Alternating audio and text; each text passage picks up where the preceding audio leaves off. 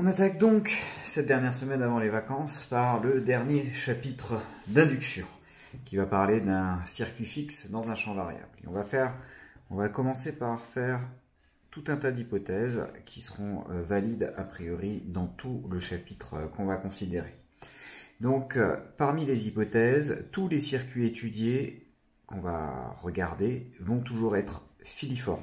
Donc les circuits étudiés sont filiformes. Filiforme, ça veut dire que le courant se propage le long d'un fil, donc avec une longueur qui est beaucoup plus, qui a une taille caractéristique beaucoup plus grande que l'épaisseur ou que la hauteur. Et donc, vous allez avoir la définition du courant qui va être facile. L'an prochain, vous verrez des conducteurs non filiformes, avec notamment la définition de densité surfacique de courant ou densité volumique de courant, qui vous permettront de faire le lien avec la limite du courant filiforme qu'on a utilisé jusqu'à présent. Deuxième chose, tous les circuits qu'on considère sont, contrairement au chapitre précédent, fixes par rapport au référentiel d'étude. Donc on se place dans le référentiel, généralement référentiel du labo, et on ne déplace pas les circuits électriques, on va juste voir qu'est-ce qui se passe quand le champ magnétique change. Et dernière hypothèse, tous les phénomènes électromagnétiques que l'on étudie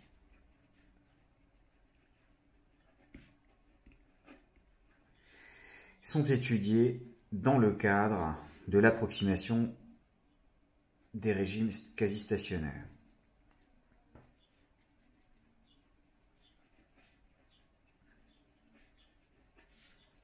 Je vous rappelle, la RQS, approximation des régimes quasi-stationnaires, c'est l'approximation qui permettait notamment de dire que au travers d'une branche, le courant qui est à cet endroit-là de la branche va être le même que celui à cet endroit-là, c'est-à-dire que tous les électrons se déplacent d'un bloc là-dedans pour que l'on puisse, en tout point d'une branche, définir un même courant.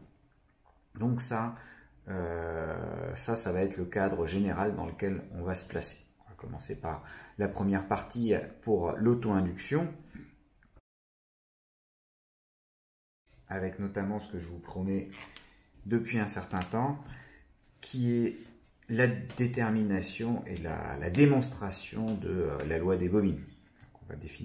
On va commencer par des définitions sur le champ, le flux ou l'inductance propre.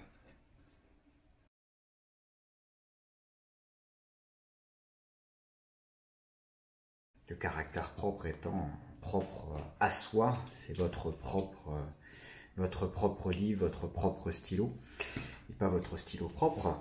Donc c'est ce caractère-là, c'est les choses qui sont créées, le champ que le circuit crée lui-même, le flux qui crée lui-même au travers de lui, et du coup l'inductance qui vient du terme d'induction, et qui va vous permettre ici de définir ce fameux L qu'on a introduit en électricité. Donc on va considérer un circuit filiforme fermé. Ça. Donc vous avez un circuit C comme ça. Vous l'orientez avec un certain courant, et un certain courant qui le traverse. On n'a qu'un champ magnétique est créé en tout point de l'espace, c'est-à-dire que vous allez avoir des lignes de champ qui sont créées par le circuit au travers de lui-même, un petit peu partout. Et donc là, vous allez avoir tout un tas de vecteurs qu'on peut appeler BP pour B propre, qui va varier en fonction de l'endroit où je suis et de l'instant auquel je regarde mon système.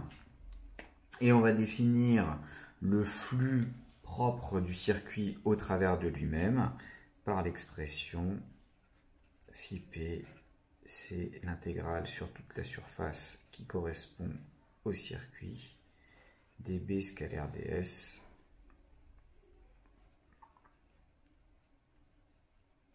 Et ça correspond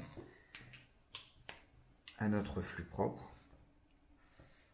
Donc il va falloir essayer de calculer. Alors, la plupart du temps, on n'aura pas de moyen de le calculer explicitement, mais on aura un moyen de l'exprimer relativement simplement avec la notion d'inductance. Bon, alors une fois qu'on a ça, on peut essayer de déterminer les choses un petit peu plus en avant. Alors, on ne connaît pas l'expression de ce champ propre. Alors, on ne connaît pas, on pourrait le calculer, il y a des formules qui permettent de le faire, mais en règle générale, ça va être compliqué de l'avoir, et en plus, ça va dépendre de l'endroit où vous êtes. Ce sera beaucoup plus intense, proche du circuit que au centre ici. Donc, il y a plein de choses qui font qu'on ne va pas réussir facilement à calculer ça. En revanche, ce qu'on sait forcément, c'est que ce champ propre, en tout point, est proportionnel à I. Donc, vous avez que, quel que soit le point M et l'instant T auquel vous regardez, le champ en M et en T, ça va dépendre proportionnellement de I, sachant que la constante de proportionnalité dépend de l'endroit où vous êtes. Vous changez d'endroit, vous changez de constante de proportionnalité. Et par contre, la dépendance temporelle, étant donné que le circuit, lui, est fixe, la dépendance temporelle est entièrement dans l'expression du courant.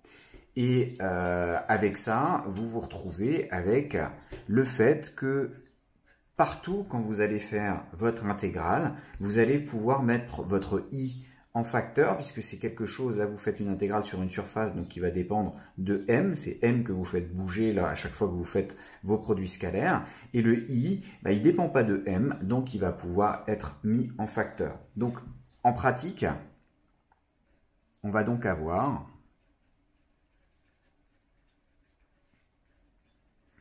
que le flux propre, comme je vais mettre I en facteur, il me reste une intégrale. Cette intégrale, elle vaut ce qu'elle vaut, et puis elle ne dépend que de la géométrie de mon système. Donc quand je change la géométrie, enfin quand je change de système, ça va changer la valeur de cette intégrale, mais pour un même système, ça aura la même chose. Cette intégrale, je l'appelle L, et puis mon flux, du coup, va pouvoir s'écrire simplement phi égale L fois I. Et ça, c'est la définition de l'inductance propre, où on nomme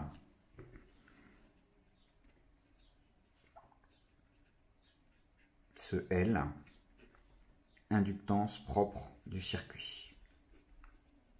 En anglais, self-inductance, inductance propre du circuit.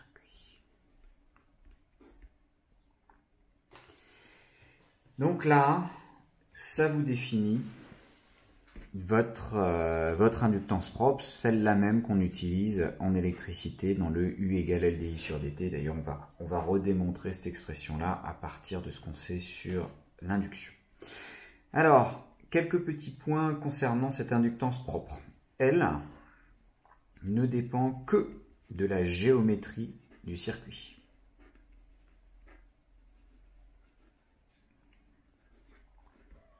Alors cette géométrie peut avoir plusieurs origines. Il y a la forme du circuit, est-ce que c'est des trucs qui sont carrés, rectangulaires, ronds, etc. Vous pouvez avoir le nombre de spires. Si vous doublez le nombre de spires, vraisemblablement, vous allez avoir une modification en termes d'inductance. Alors faites attention, ça ne va pas doubler l'inductance, ça va la multiplier par 4. Mais ça, on le verra plus tard. Voilà, vous avez toutes les considérations géométriques qui peuvent intervenir. Donc, dépend que de la géométrie du circuit. Et, par conséquent, elle est donc fixe si on a un circuit qui ne bouge pas et qui est indéformable. Si on a un circuit fixe et indéformable. On ne change ni le nombre de spires, ni la forme, ni la surface, rien du tout. Donc, on a quelque chose dans tout ce chapitre, à chaque fois nos L ils seront constants, et quand on va y avoir des dérivés, on va pouvoir les sortir des dérivés. Deuxième chose, en règle générale, quand ce n'est pas le cas, c'est-à-dire quand le circuit n'est pas fixe, on s'arrange pour être dans des cas où les inductances sont négligeables, et comme ça on n'aura pas à les considérer. Et si ce n'est pas négligeable, bah, il va falloir le prendre en compte, mais pour le moment, ce n'est pas vraiment notre problème.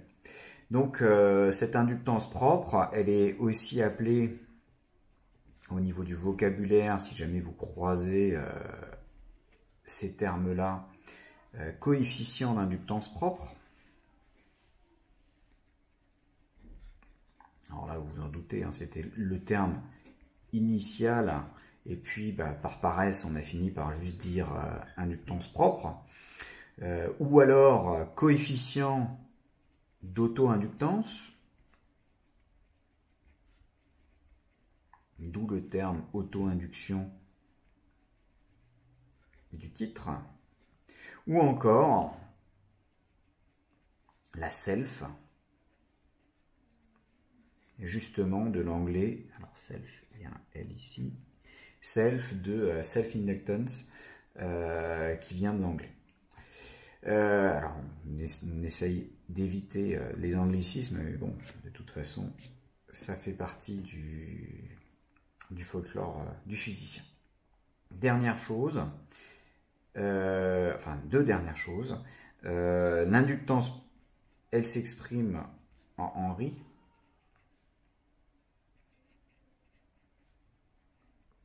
avec un Y. Donc s'exprime, oula, s'exprime. ME en Henry, et dernière chose, elle est toujours positive. C'est comme une résistance ou un condensateur. On ne s'est jamais posé la question en fait d'avoir des valeurs négatives. Alors même s'il existe des circuits qui permettent de simuler par exemple un système à résistance négative, certainement aussi un système à inductance négative, pour un vrai circuit, l'inductance est toujours positive, comme pour un vrai conducteur, la résistance de conducteur sera toujours positive. Alors pour démontrer ça rapidement, on prend un petit peu de place.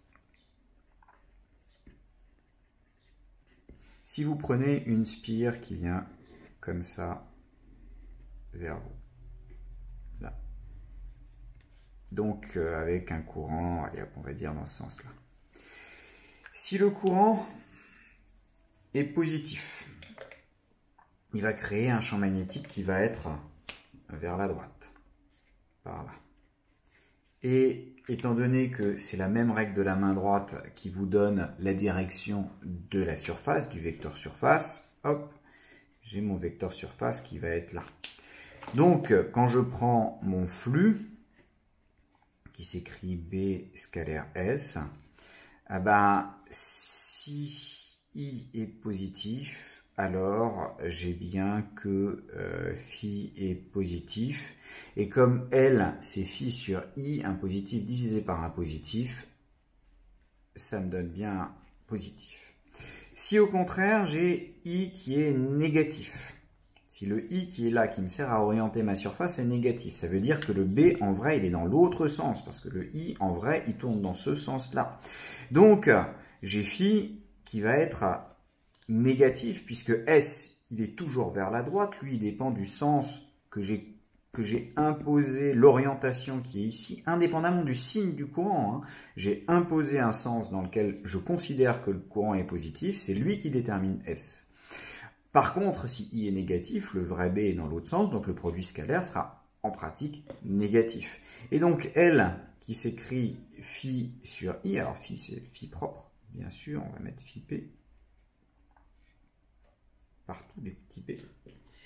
Il en manque encore un là. C'est le B qui est créé par le propre circuit. Donc ce rapport-là, négatif sur négatif, il est bien positif. Donc dans tous les cas, j'aurai une inductance propre qui va être positive. Voilà. Ah, et dernière remarque que j'allais oublier. Si on veut obtenir un système avec une inductance élevée, Donc si on veut L élevé, il faut fabriquer un bobinage. Il faut embobiner le fil pour maximiser le flux, puisque vous vous souvenez que le flux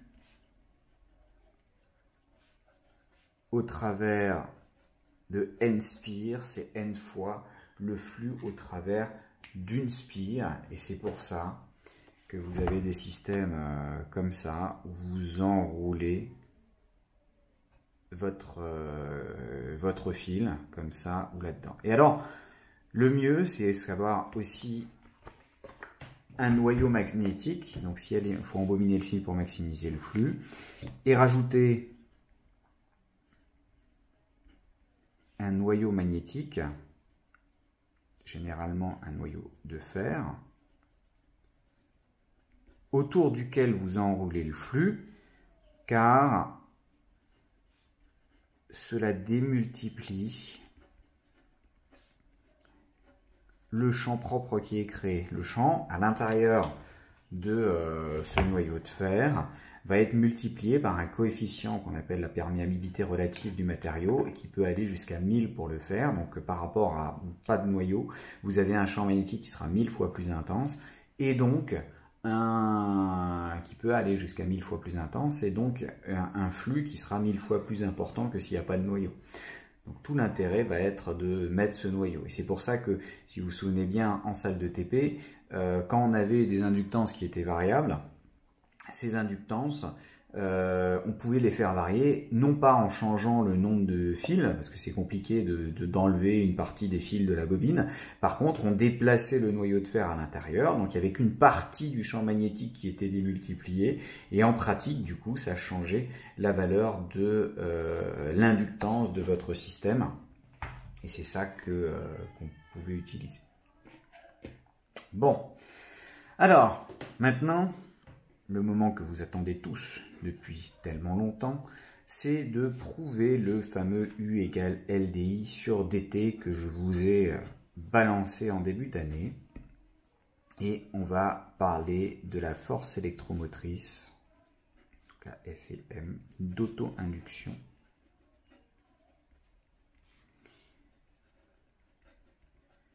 Et on va généraliser la loi d'Ohm.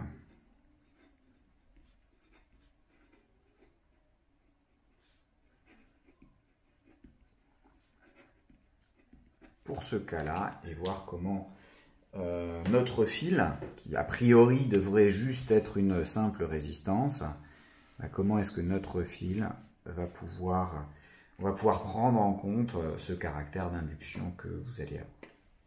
Bon alors, supposons que vous ayez un système avec un fil, hop, qui arrive comme ça, avec un I, et puis ensuite que ce fil s'enroule. Donc il passe là derrière, il revient devant, hop, il repasse derrière, il revient devant, comme ça, et il passe là. Ce qui veut dire que quand ça passe ici, le courant, il va vers le bas, là, et hop, il ressort le même I à cet endroit-là. Ce système-là, on a dit que ça crée un champ magnétique à l'intérieur, champ magnétique propre, qui a un flux au travers de chacune de ces spires. Vous devez sommer le flux total et donc vous avez un flux propre qui va s'écrire L fois le courant qui est en train de traverser votre système. Bon, supposons que ce courant dépendent du temps, c'est-à-dire que vous l'alimentez avec quelque chose qui change au cours du temps, alors vous avez que la loi de Faraday vous dit qu'il y a création d'une force électromotrice, donc la force électromotrice d'auto-induction, la force d'électromotrice propre, qui va valoir moins dφ propre sur dt. Et comme ce phi il vaut Li et que L est constant, ça va s'écrire moins LDI sur dt. Alors là déjà, vous voyez apparaître le fameux LDI sur dt. Il y a un moins. Un moins, le moins de Faraday, celui qui, de près ou de loin, est relié à la loi de Lenz. Donc il va falloir le prendre en compte, ce système-là. Bon alors, on va pour le moment oublier la résistance interne, mais déjà, votre circuit qui est là, électriquement, il va être équivalent à quoi? Là, j'ai un courant I qui rentre, j'ai un courant I qui sort, et puis au milieu, j'ai l'équivalent d'une force électromotrice. Cette force électromotrice, il faut que je l'oriente dans la convention générateur, parce que pour appliquer Faraday, c'est que je suis en convention générateur. Donc j'ai mon EP qui vaut moins LDI sur DT comme ça. Ce qui veut dire que si je représente mon système par une bobine de coefficient d'auto-inductance L, parcouru par un courant, mais bobine, on a toujours considéré ça comme étant un récepteur. Et donc, on s'intéresse à cette tension-là, ce U, qui vaut l'opposé de la force électromotrice, puisque là, vous voyez bien que la différence de potentiel entre ce point-là et ce point-là, c'est la même qu'entre ce point-là et ce point-là, c'est juste la manière de regarder mon système qui change. Et si c'est moins la force électromotrice, bah c'est plus LDI sur DT. Et donc on se retrouve avec la bobine qui, en convention récepteur, a un lien entre U et I qui est U égale LDI sur DT. Si on a une bobine qui est parfaite, hein, là on imagine une bobine parfaite, non résistive, donc avec aucun système résistif à l'intérieur. Alors, si on prend un cas non parfait, donc on prend une bobine qui ici a une inductance propre et une résistance interne, c'est-à-dire il y a tellement de fils que quand je somme l'ensemble, la résistance totale va être relativement importante. Là, quand je fais ça, que je la fais parcourir par un I comme ça, l'induction me dit que ça sera équivalent à une petite résistance et puis une force électromotrice d'induction, d'auto-induction, puisqu'il n'y a pas de champ externe ici pour le moment, donc il n'y aura que celui-là, avec le I. Et cette force d'auto-induction, elle vaut moins LDI sur DT. Alors si je regarde le U total, qui est ici, qui m'intéresse en tant que tension de la bobine réelle, il va pouvoir s'écrire ce U total, U égale la tension aux bornes de la résistance, plus moins EP, puisqu'il va falloir le mettre dans l'autre sens, du coup moins EP. Et donc, ça s'écrit RI moins LDI sur DT, donc plus LDI sur DT. On retrouve la forme habituelle de la tension aux bornes d'une bobine non idéale avec une résistance interne et un flux et une inductance propre. Donc ça c'est un cas non parfait mais sans champ externe, mais toujours sans champ externe, sans B externe. Qu'est-ce qui se passe si on a un B externe en plus? Là, si on a un champ externe, on va se retrouver avec un flux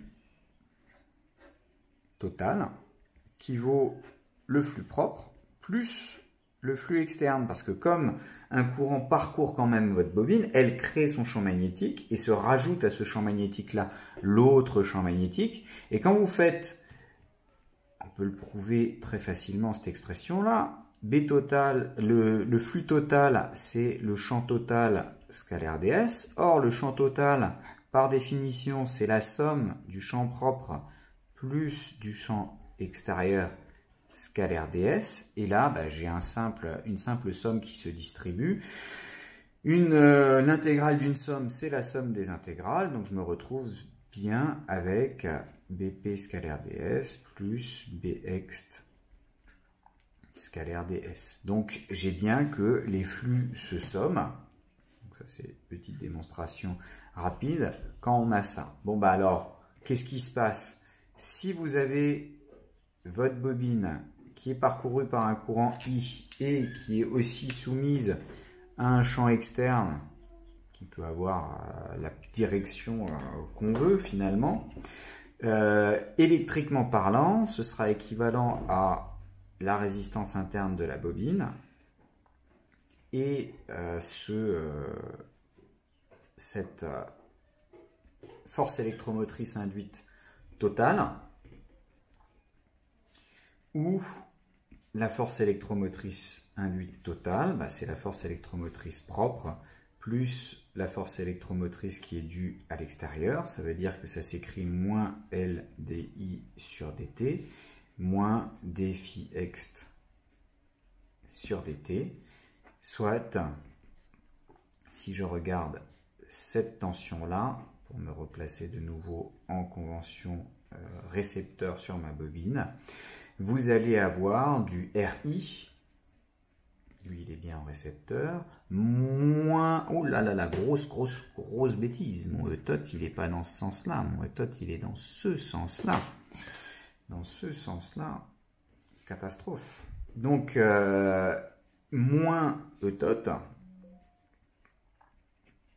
et j'ai donc du RI, plus LdI sur dt, ça finalement c'est le comportement normal de la bobine, et il se rajoute à l'intérieur de la bobine le d phi ext sur dt, et c'est lui qui pourra par exemple induire un comportement, une évolution dans un circuit électrique qui pourtant n'est branché sur rien d'autre que ce système-là.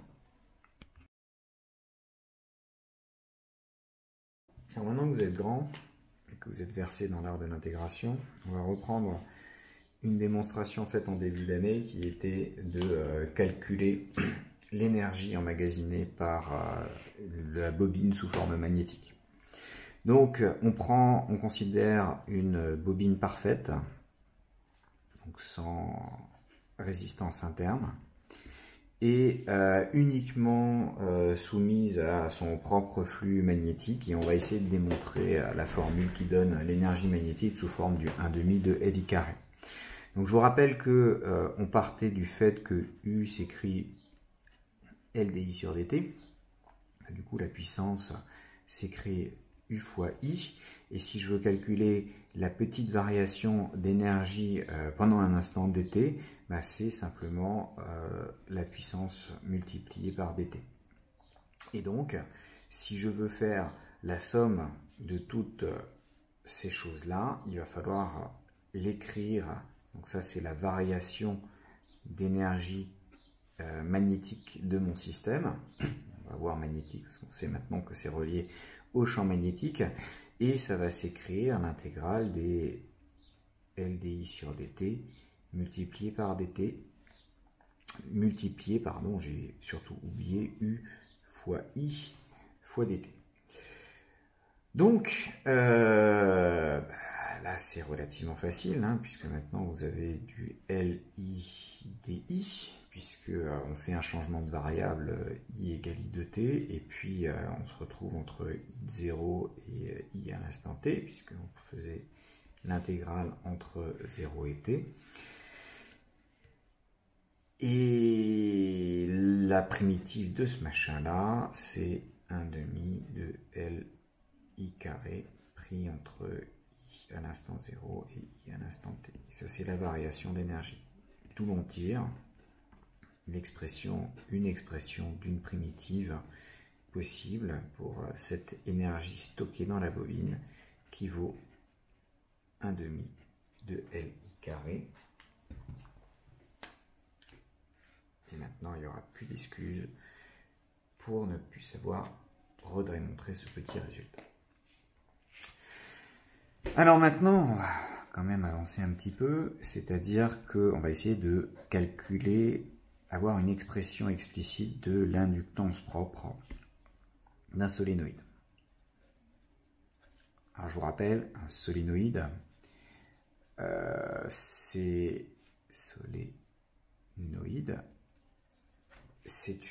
quasiment un synonyme de bobine. Il y a dans l'idée de solénoïde un aspect,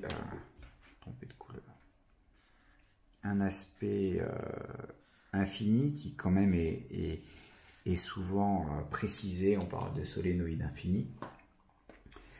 Donc, on va considérer un solénoïde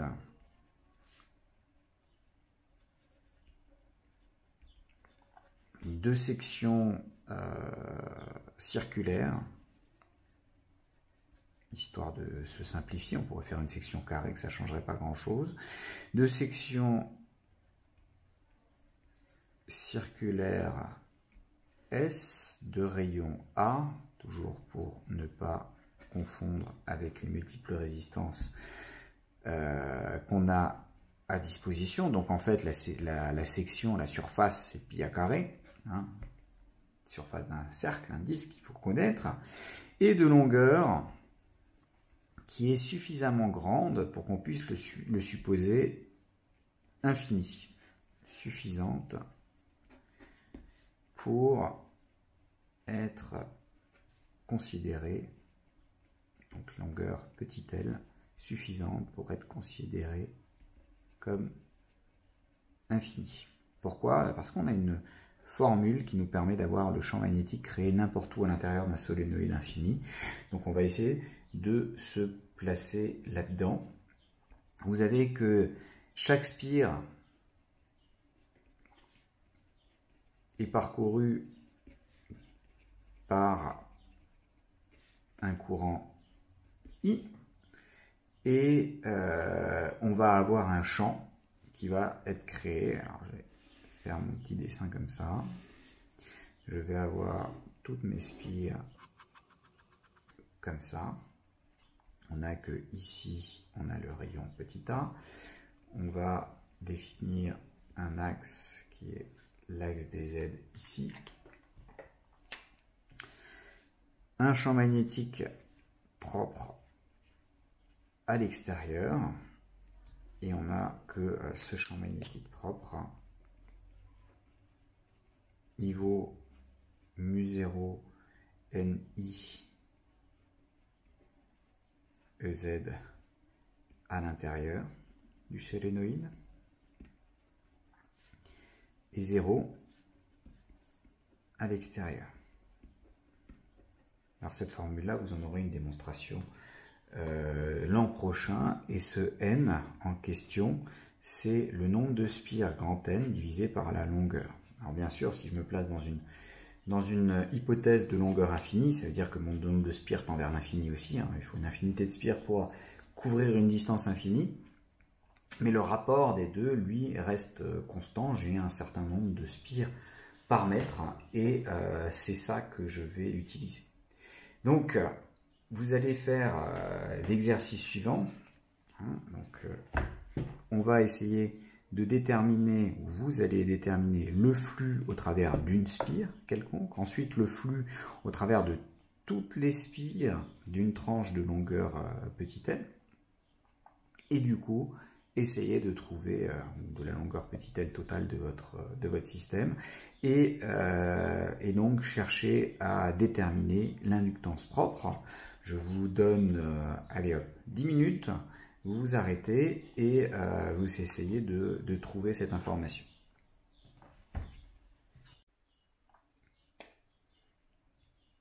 Bon, vous avez dû vous rendre compte que 10 minutes c'était peut-être un petit peu exagéré, parce que c'est quasiment direct. Si on prend pour une spire, le flux c'est la somme des B scalaires ds, B propre. Or ce B propre, il est le même sur toute la section, donc c'est simplement B propre scalaire le vecteur surface.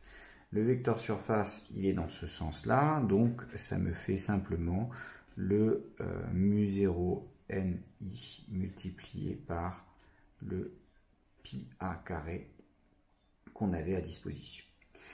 Si je prends maintenant sur une longueur L, pour laquelle j'ai petit L, pour lequel j'ai grand N spire, ben, pour mes grands N spire, le flux propre total, c'est N fois le flux au travers d'une seule spire. Donc je me retrouve avec du N fois mu0, alors petit n, on peut le noter grand N sur L, I fois pi à carré. Et ça, c'est censé être L fois I. Vous voyez que le I, il est là, et bien, tout le reste, c'est L. Donc je me retrouve avec un L qui s'écrit avec un mu0 en facteur, N fois N, donc un N carré, sur L, fois pi à carré.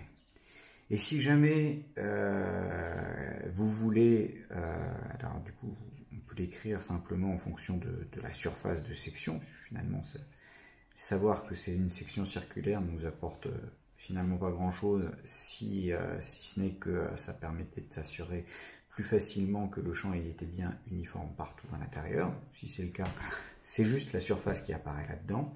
Et puis si on veut l'exprimer en fonction de petit n, comme grand N, c'est petit n fois L. Vous voyez que j'ai du petit n fois L au carré, il y a un L qui se simplifie, et ça peut aussi s'écrire mu0 n carré ls. Donc c'est un point assez intéressant, qui est que si vous doublez par exemple la longueur d'une bobine tout en conservant le même nombre de spires par mètre, vous doublez de fait l'inductance par rapport à la bobine d'avant. En revanche, si vous vous dites je vais mettre 2 fois plus de spires à l'intérieur de mon système, en gardant la même longueur, vous allez multiplier par 4 l'inductance. Et donc en TP, on a des petites bobines qui font 5 cm de long. Et ces petites bobines, il y en a 2 types. Il y en a une qui a 600 spires et l'autre qui a 1200 spires. Quand on mesure les inductances, il y en a une qui a d'à peu près du 5 millihenry d'inductance propre. Et l'autre va avoir du 20 millihenry, alors que tout le reste au niveau géométrique est identique, longueur, surface, tout ce que vous voulez. Il y a juste qu'on a multiplié par 2 le nombre de spires, donc par 4 la valeur du L. Voilà. Et donc ça permet d'avoir une estimation de l'inductance propre pour une bobine. C'est un exercice classique et il faut l'avoir fait ou savoir le refaire. Vous voyez qu'en 3 lignes, c'est fait à condition que vous vous souveniez de ça, que de toute façon vous devez savoir. Et la définition de L, en fonction du flux total, vous devriez pouvoir vous y retrouver relativement facilement.